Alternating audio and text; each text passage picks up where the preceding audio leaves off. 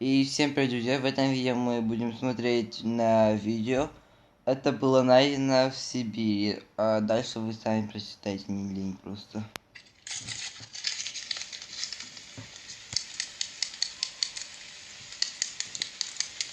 Да, досадно, конечно, но я не могу зажечь. Похоже, эти спички отсырели. Не может быть. Как только заморосил дождь, я взяла коробок в лапы. Полагаю, что этот коробок ранее хранился где-то в сыром месте. Ты же видишь, сера даже не вспыхивает. Ой, говорили же вам, спички детям не игрушки. Покупайте зажигалки. Эй, а ты чего молчал-то, а? Так а вы же не спрашивали. Ну вот, Так откуда мы должны логично. были знать? Беляш, судя по тоннам книг, которые ты читаешь, вообще все должен знать.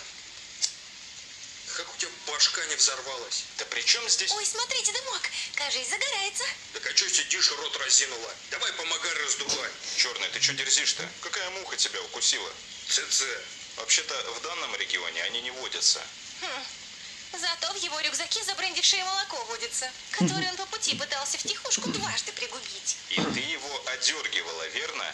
Да, а то налокался бы и никаких тебе костерных историй. Ну теперь все ясно. Да чай там, я тебе говорю. Погода, видишь, какая мерзкая. Просто хотел пару капель для сугрева, как говорится, принять. Рыжая, да пусть выпьет. Может, подобреет, а то вон нахохлился, как петух. Эй, сам ты петух. Да мне-то чё, пусть делает, что хочет.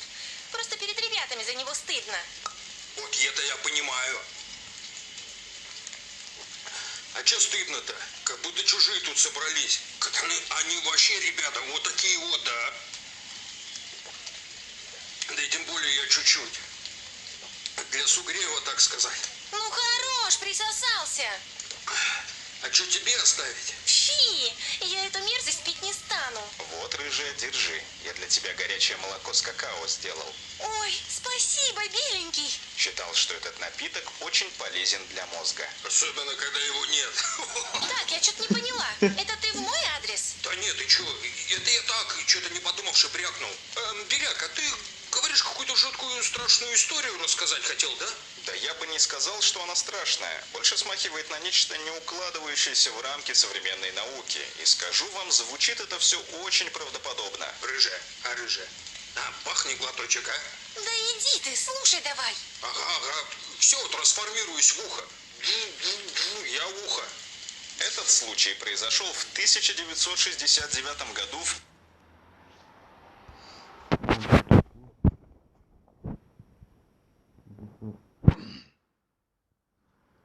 Не, мне все понравилось.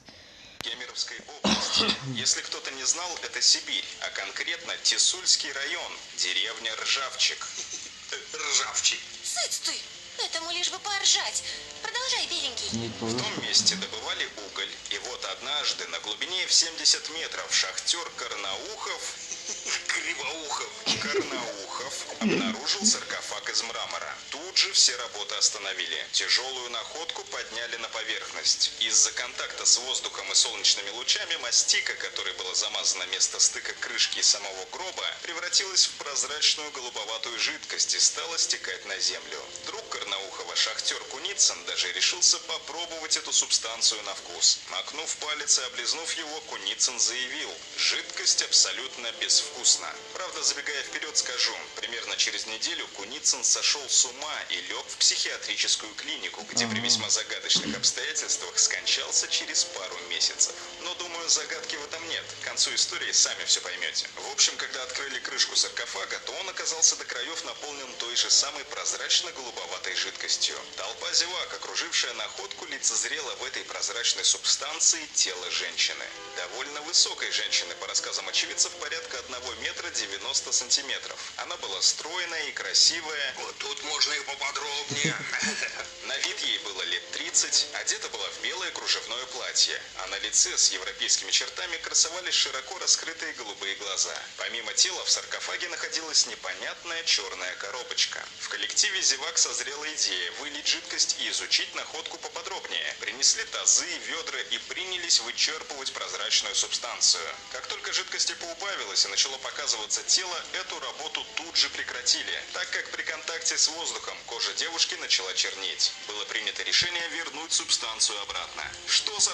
Потому что это находка не из нашей планеты.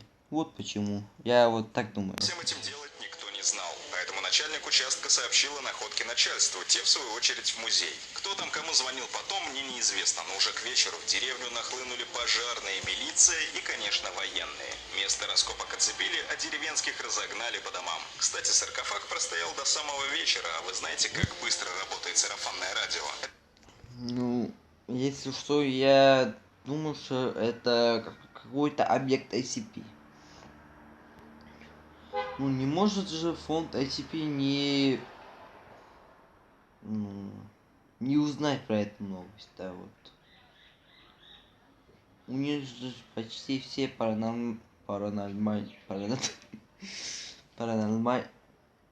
короче, все ненормальные, живые или нет, организмы из других планет. Вот. Ну, если это был фонд SCP, они бы всех убили бы, чтобы ну, вот эти информации не стали распространяться. Ну, вот 1 миллион просмотров. Ну, это не фонд SCP Да и тогда. к тому, что посмотреть на находку прибегала вся деревня, то есть Во, все это реальные они бы свидетели. всех убили В общем, бы. ближе к ночи прилетел грузовой вертолет. Находку шахтеров погрузили на борт и отправили в Новосибирск. Размеренная деревенская жизнь вернулась в свое русло, об этом случае стали забывать. Но вот примерно через месяц в Ржавчик приехал профессор. Он жаждал попасть в то место, где был найден саркофаг. Естественно, шахтеры его туда не пустили, потому что военные велели опечатать место раскопок и никого не пускать. Тогда профессор стал маниакально привязываться к жителям деревни, расспрашивать, как все было и кто что видел. При этом он все подробненько конспектировал в блокноте. На встречные вопросы жителей профессор охотно отвечал и все твердил, что он скоро станет известным, что он на пороге открытия, что все это перевернет научный мир. Если сложить все его ответы, вырисовывается следующая картина. Тисульской принцессе, именно так окрестили находку деревенские, 800 миллионов лет. По крайней мере, так показало углеродное датирование. Назвать ее 800 мумией не миллионов. поворачивается язык. Она была как бы забальзамирована и пребывала в состоянии анабиоза. Иначе невозможно объяснить тот факт, что ее длинные волосы большей частью распущены, а вот в конце заплетены в косу. То есть, когда она попала в гроб, ее волосы были заплетены в косу полностью. А так как анабиоз есть жизнь, хотя и с очень медленным метаболизмом, ее волосы отросли. Интересен еще тот факт, что состав ее платья ученым понять так и не удалось. Впрочем, как и состав жидкости, в которой она лежала. А вот насчет коробочки профессор говорил, что изучение еще ведется. Буквально через несколько дней все эти слова профессора попали в местную газетенку. И вот тут началось. Деревню оцепили военные, запретили въезд-выезд. Солдаты обходили дома и...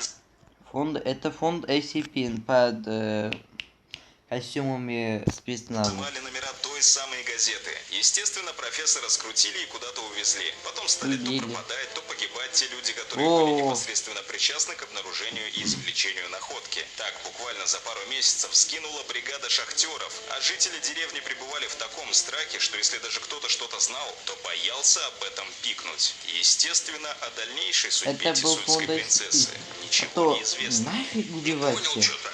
Ты сказал, в конце понятно станет про Курицына. Какого еще Курицына? Ну, этот, который кореш Кривоухова. Ты чё тормозишь-то? Куницына военные того, чтобы не болтал правду. А, ну понятно. А вот мне на самом деле многое в этой истории непонятно. Что ты имеешь в виду?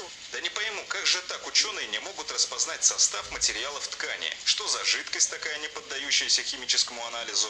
И в конце концов, Да. что за черная коробочка лежала Ну, у ее изголовья? Да что тут Не гадать? планет, не друг. Летели мимо Земли на Шапотяне. Корабль тряхануло на воздушной Ох. яме. Одна капсуля, законсервированная Инопришеленкой, выпала. Ну вот Воткнулась объяснение. в землю, обросла углем. Все. Интересная, Вот, конечно, вот. теория. Рыжая, а ты что думаешь? Есть какие-то версии? Ну, если так подумать, что эта принцесса вполне могла быть представительницей какой-то давно сгинувшей древней цивилизации.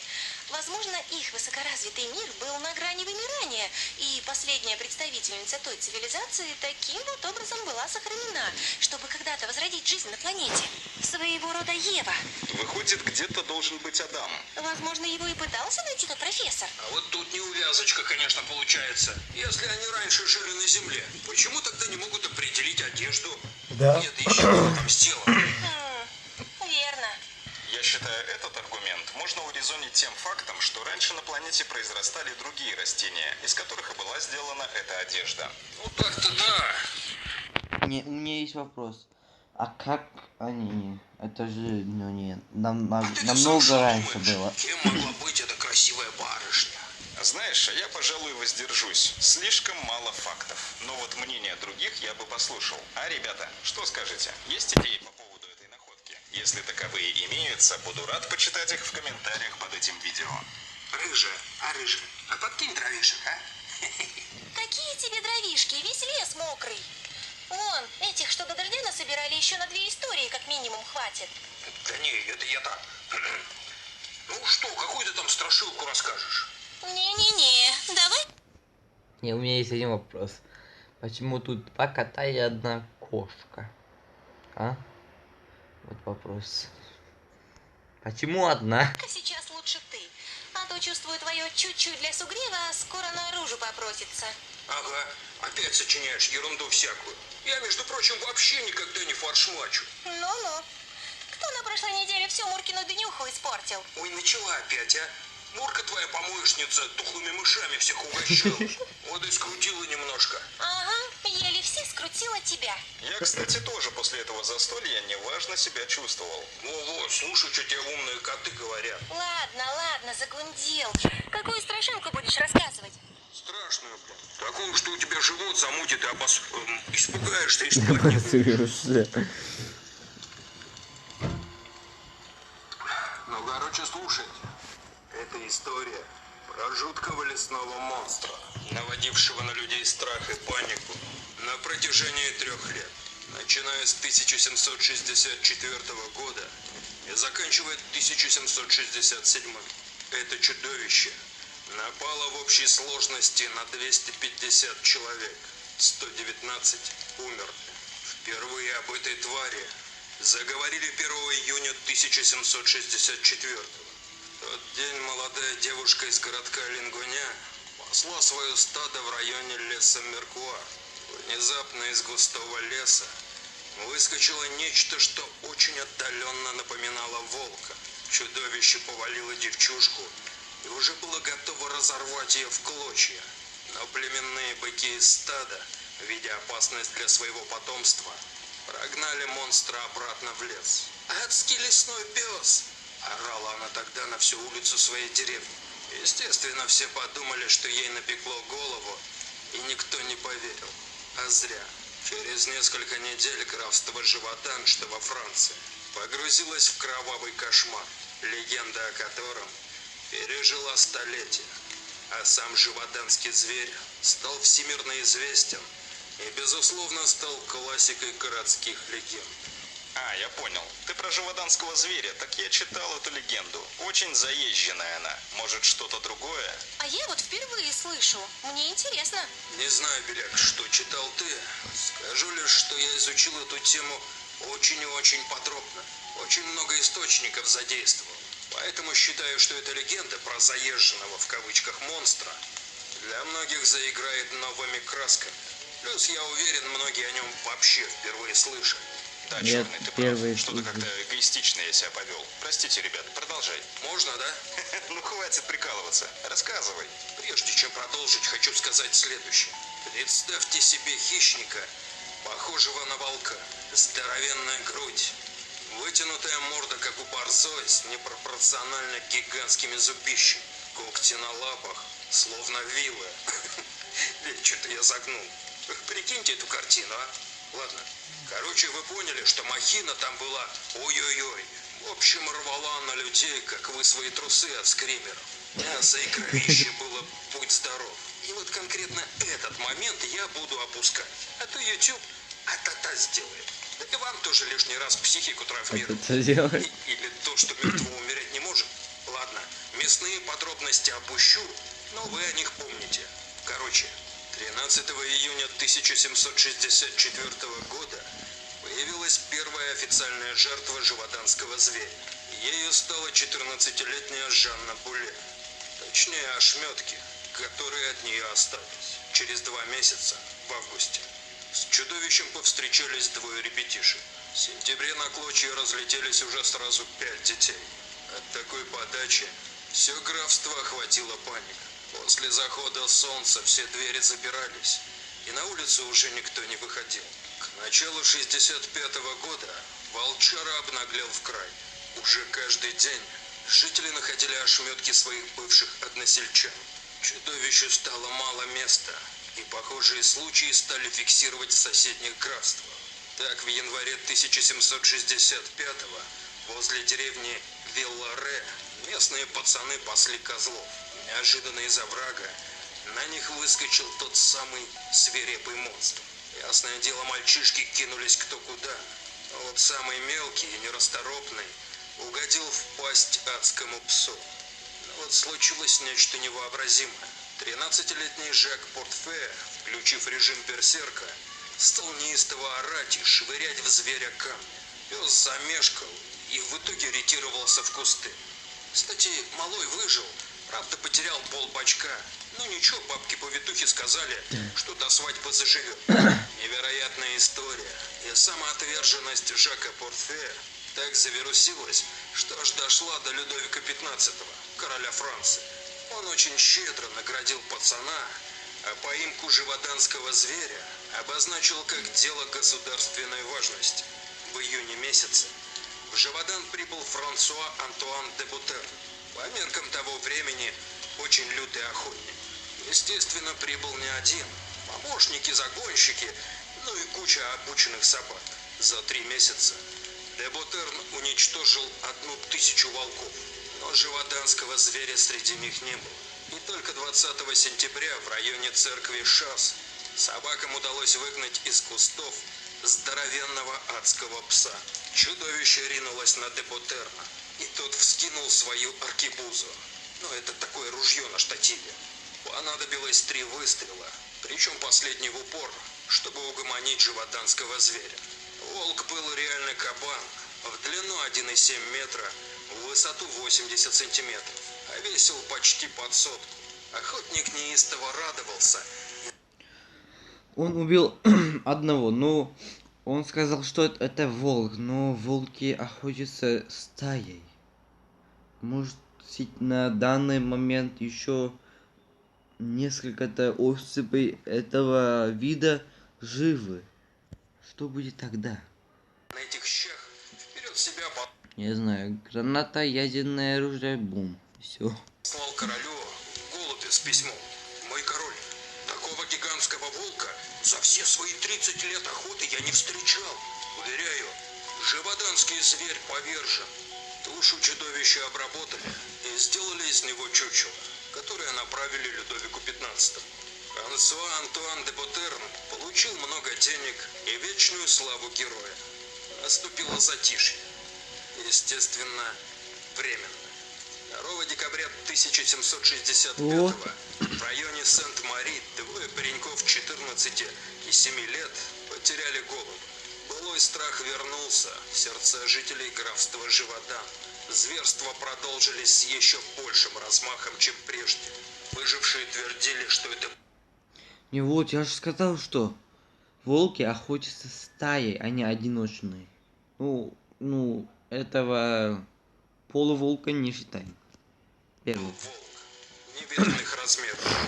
Не выдержав этой вакханалии, местный землевладелец призвал всех, кто только мог дать отпор, объединиться и завалить уже наконец эту тварь. Откликнулось около 300 спартанцев, среди Вот. которых был дворянин по фамилии Шесте. 59-летний мужчина был очень набожный и, мягко сказать, странноватый. Мало с кем общался, вел вместе со своими сыновьями отшельнический образ жизни. А в день охоты многие свидетели видели, как Шестель заряжал свое ружье необычными пулями, серебряными. Охота началась ранним утром. Те, кто был в отряде Шестеля, говорили, что как только тот прочел молитву и закрыл Библию, из кустов в их сторону вышел гигантских размеров волк и не спеша двинулся в сторону Шестеля, который, Он в свою что-то очередь, знал. без каких-либо эмоций, неспешно достал ружье и сразил людоеда одним единственным четким выстрелом. Зверь, как две капли воды, походил на того, что ранее завалил Деботену. Правда, был в размерах чуть меньше и немного отличался. Человек, который делал опись для властей, в своих записях написал следующее. Чудовище принадлежало к разряду еще невиданных особей. Рыжая шерсть с черной полосой вдоль хребта, свиная голова с огромной пастью. Как и в прошлый раз из туши сделали чучело и отправили королю. Сделали настолько плохо, что когда сей экспонат привезли Людовикову, того чуть не вырвало, и он приказал выкинуть эту дрянь на свалку. Меж тем, жуткие нападения в графстве Живодан прекратились. Но вот череда этих событий обросла невероятным количеством слухов и баек, что и не счесть. Но они нам не интересны. Хотелось бы мне заострить ваше внимание на Шестеля, точнее на его сыне Антуане Шестеле, здоровенном детине, с томным взглядом и явно с садистскими наклонностями, которые подмечали местные жители еще тогда, когда этот парень был помладше. Покопавшись в архивах, исследователи нарыли на этого персонажа довольно интересные сведения. В период лютования живоданского зверя Антуан Шестель работал лесничим, практически ни с кем не общался. Ранее он служил во флоте и попадал в плен к африканским пиратам, от которых успешно сбежал и долгое время бродил незнамо где. Во Франции он появился вместе с бродячим цирком в качестве отважного и бесстрашного укротителя диких зверей. И вот тут появилась версия, что Антуан вполне мог быть хозяином тех самых, как вы уже поняли, двух живоданских зверей. В дебрях какого леса он их поймал или, может, воспитал с младенчества, никому не известно. Но версия вполне правдоподобна. Да. Вот только, знаете, не дает покоя несколько простых вопросов. Почему после убийства второго зверя Антуан Шестель бесследно исчез? И еще, почему Шестель-старший так легко одолел могучего зверя, при этом не повел ни одной жилкой, будто видел такое не первый раз? Да. Да, действительно, таких подробностей я не слышал. По сути, есть над чем подумать. А вот если под конец ты пытался увести в сторону человека-оборотня, то заявляю, это все бредни. Воспитал какого-то неизвестного лютого зверя, возможно, но оборотень нет. Просто чисто биологически человек не может мутировать в животное. Да может. С чего такая уверенность? Да вон возле нашего подвала теплотрасса проходит. Да вы видели там местную бригаду? Так на них живого места нету. Давным-давно все человеческое потеряли. Ты бы со своим чаем крепким тоже завязывал, а то скоро к ним присоединишься. Да ну я-то чуть-чуть и редко, а они вообще не просыхают. Когда-то и они говорили так же. Ой, собрались, блин, зануды, а? Не, мне понравилось. Пойду ненадолго, коня привяжу. Ты пока начинай, рыжий, начинай. Какой еще конь? Что, совсем уже того? Да в тубзик я. Сейчас приду. Ну ладно. Сегодня я расскажу одну из самых Баба Яга. популярных городских легенд Венесуэлы, основанную частично на реальных событиях, частично на слухах. Итак, 1997 год. Вы слышите, музыка изменилась. Венесуэльский город Рубио, состоящий как бы из двух частей, старой и новой. Семья, с которой приключилась эта легенда, проживала в старой части города. Кстати, уже в наши дни люди отмечают, что там творятся очень странные дела. Но это я что-то отвлеклась. В общем, 97-й год. Семья Мендес, очень большая семья, проживала в своем фамильном особняке в старой части Рубио. Дом был исполнен в колониальном стиле и имел внутренний двор с открытым небом. Семья очень часто любила там отдыхать. Среди взрослых членов семьи оставался один холостяк. Его звали Хуан. Хороший парень, со слов горожан, который стал ухаживать за молоденькой 20-летней девушкой. Семья была уверена, скоро и их Хуан станет семьянином. Но вот у парня были другие взгляды на этот счет. Он плевать хотел на вековые традиции и склонял девушку к близости, обещая жениться потом, попозже.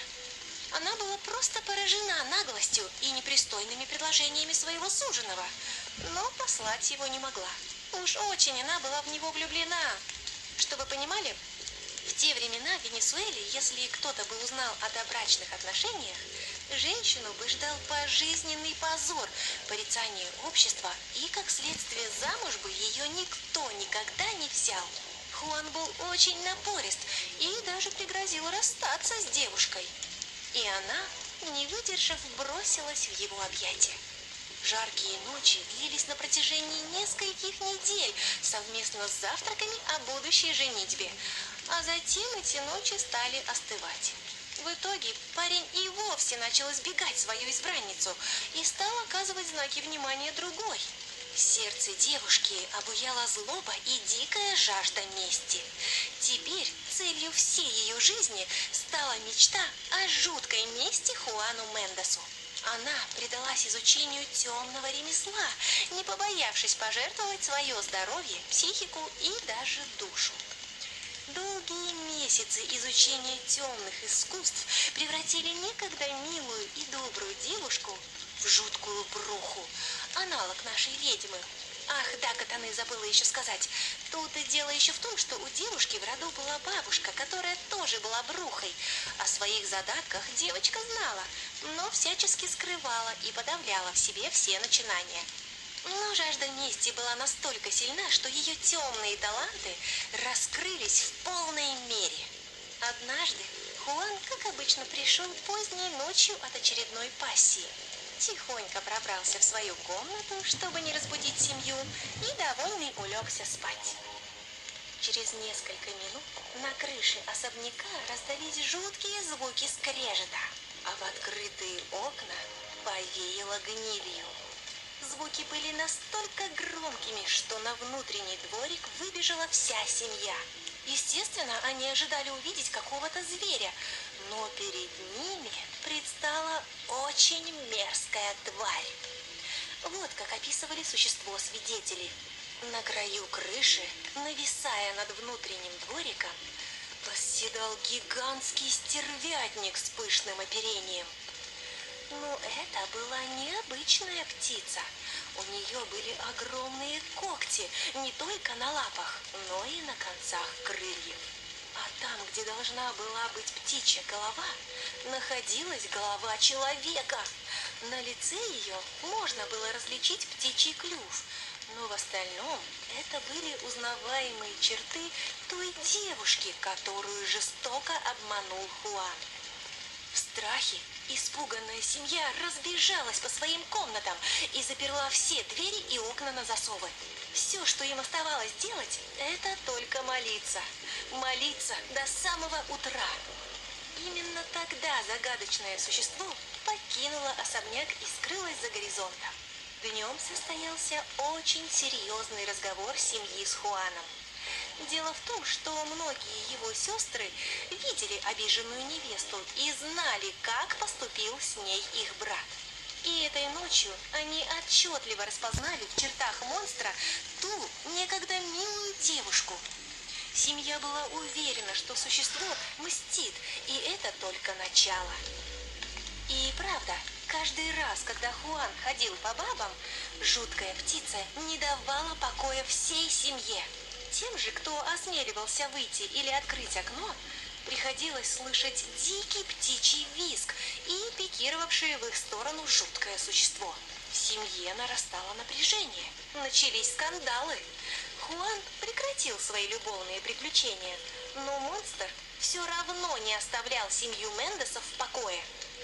Тогда было решено обратиться за помощью к священнику, который, выслушав историю Хуана, естественно, поругал его за содеянное с девушкой, но все же отпустил грехи и дал ему освященные четки. Он повелел повесить их на двери, а кровлю окропить святой водой. Хуан выполнил все в точности, как сказал священник. Опустилось солнце, и крылатое исчадие ада снова прилетело к особняку, но сесть на крышу уже не смогло. какая-то неведомая сила не давала ей это сделать. Тогда семейство решило проверить и четки. Открыв дверь, на которой висел священный артефакт, они спровоцировали существо на пикирование и в нужный момент ее захлопнули. Крылатый монстр уже было выставил гигантские когти для удара в дверь, но, будто врезавшись в невидимую преграду, отлетел на каменный пол двора. Истошно закричав, птица снова взмыла в небо и, продолжая дико орать, стала кружить до самого утра. Все то же самое повторялось несколько дней подряд, и тогда Хуан решил обратиться к другой, более сильной брухе, что, по слухам, жила в горах. Найти ее логово было очень сложно, но парню все же удалось это сделать.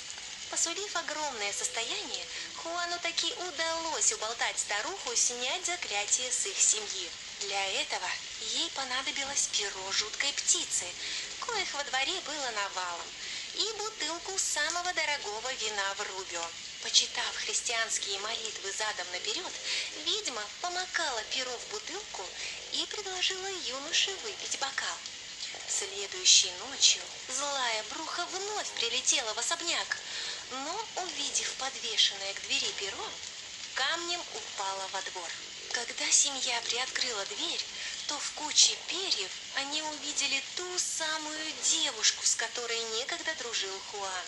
Она была полностью обнажена и неистово рассержена. Но ничего, кроме как злиться и браниться, она не могла. Ее колдовские силы исчезли. Теперь она была простым человеком. На протяжении нескольких недель эта девушка приходила к стенам особняка, сыпала проклятия и кидала камни. Со временем все поутихло. Девушка превратилась в бродяжку и городскую сумасшедшую. Хуан, в свою очередь, нагулялся и обзавелся женой. Все, конец. Странная какая-то легенда. А Да. где мораль? Почему это у злодея, который довел невинную девушку до такого состояния, в конце все сложилось хорошо? Да, согласна. Посыл легенды какой-то странный. Но вот знаешь, Белый, может, это вовсе не легенда, а реальный случай из жизни. А как ты знаешь, жизнь зачастую штука несправедливая. Как считаешь, Черный? Черный? Черный! А, Белый, он что, так и не приходил? Ой, и правда. А я что-то заслушался. Время-то уже прошло. Нужно срочно его искать. Вдруг беда или какой-то зверь. Живоданский! О нет, черненький! Черный! Черный! Да чё разорались? Иду я, иду. О, хвала усам. Я уж думала, тебя монстры скрутили. Какие, блин, монстры, в говно наступил. Пришлось на ручей эти лапу мыть.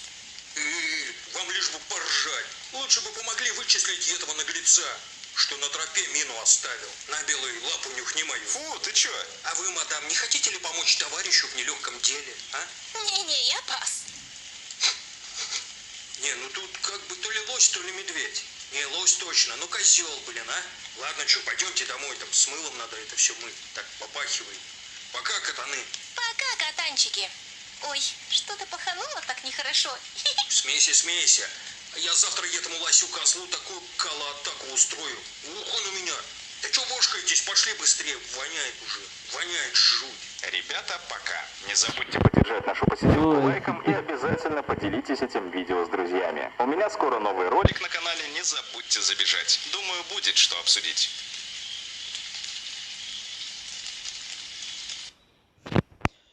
Ну, на этом заканчиваем видео.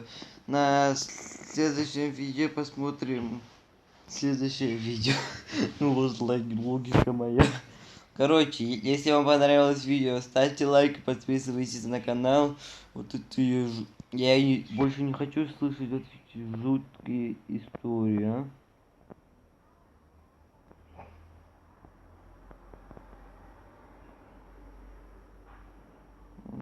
Короче, всем пока.